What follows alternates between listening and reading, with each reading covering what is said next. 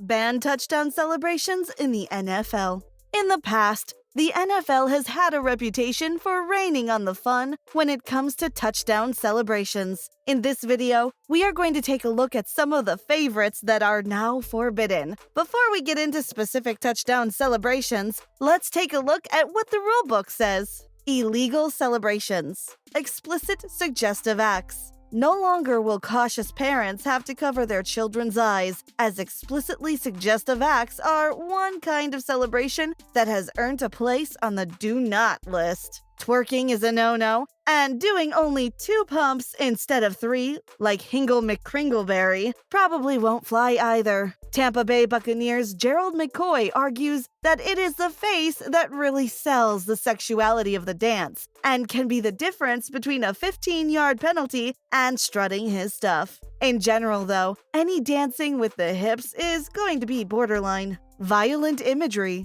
Understandably, the NFL doesn't want players celebrating in a way that could be deemed crude or offensive. That's why explicit suggestive dances or actions considered violent are strictly off limits. For example, players won't be allowed to do the throat slash action or fire an imaginary gun at the crowd or opposing team. Even medieval weaponry is still classed as too violent, as Brandon Cooks and Josh Norman discovered in 2016. Norman and Cooks still hold hope that shooting an invisible bow will become legal in the future, but it's been 4 years now and pretend arrows stay firmly in the quiver.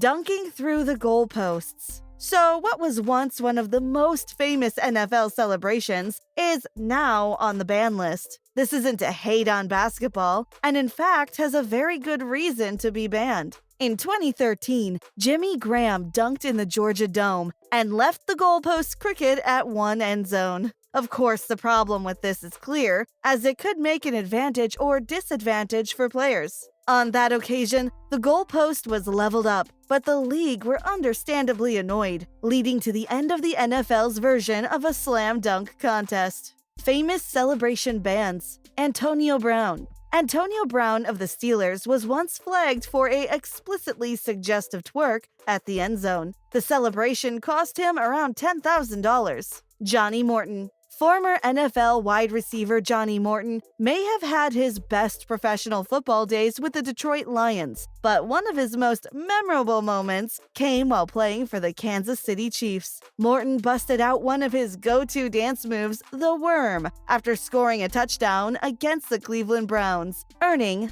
a ban. Randy Moss. When former NFL wide receiver Randy Moss was asked how he planned on paying off his $10,000 fine for mooning the Green Bay Packers fans back in 2005, he simply answered, "Straight cash, homie." Maybe it was as nasty as commentator Joe Buck made out, but it definitely made many people laugh. Ball spinning. Spinning the ball may sound like a ridiculous ban, as it isn't offensive or crude, but referees have been encouraged to give a flag if they see it done during a game.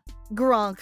Though spiking is allowed, New England Patriots tight end Rob Gronkowski's powerful spike is one that can be penalized. However, it doesn't always see a flag from the refs, but in their rulebooks it states it should. One of the most ferocious spikers the NFL has ever seen. Gronk looks as if he's trying to make the ball explode when he launches it at the ground. From a safety point of view, the strength he uses could end very badly if the ball was to hit another player. Billy White Shoes Johnson. Former NFL player Billy White Shoes Johnson might have been a pioneer of the touchdown celebration, but has since seen many flags for his dance moves after crossing the goal line. While Johnson's moves are smooth, the league doesn't like dances that are directed at an opponent as they appear unsportsmanlike. Jared Allen. New Chicago Bears defender Jared Allen saw his trademark sack celebration come to an end when the NFL cracked down on him. Known for his cattle roping move following a takedown of the opposing quarterback, Allen had to refrain from using it after the league threatened him with a fine back in 2010.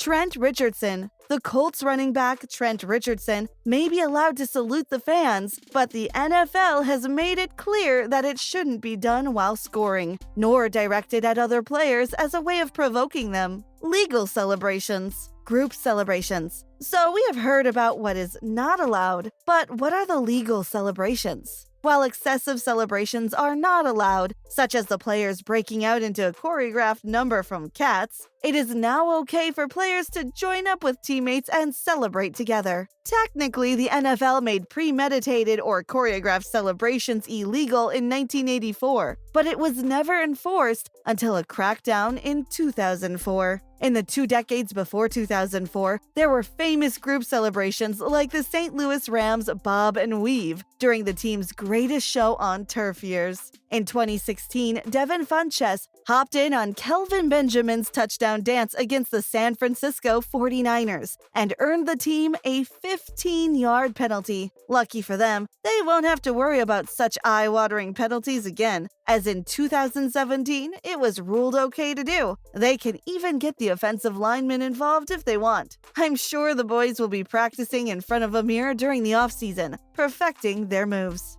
Going to the ground. Tennessee Titans wide receiver Tajae Sharpe had to adjust his nap celebration after his first career touchdown earned him a flag and a $12,154 fine. Luckily for Sharpe, he realized he could get around it by taking brief naps in the end zone whenever he wanted. The legislation of celebrations on the ground now means that we get to see more snow angels. You must admit, there's nothing more festive during those snowy winter games. Using the ball as a prop. There aren't many examples of players using a ball as a prop in recent years. That's probably because it typically requires some premeditation and planning to think of an entertaining way to use the ball. That isn't just a simple spike. Before the rules change, Terrell Pryor got a penalty for using the ball as a prop in an homage to LeBron James. Players are allowed to revive the ball with CPR, like Chad Ochocinco did, or give birth to a healthy baby ball, like Pittsburgh's Juju Smith-Schuster did with the help of his acting midwife,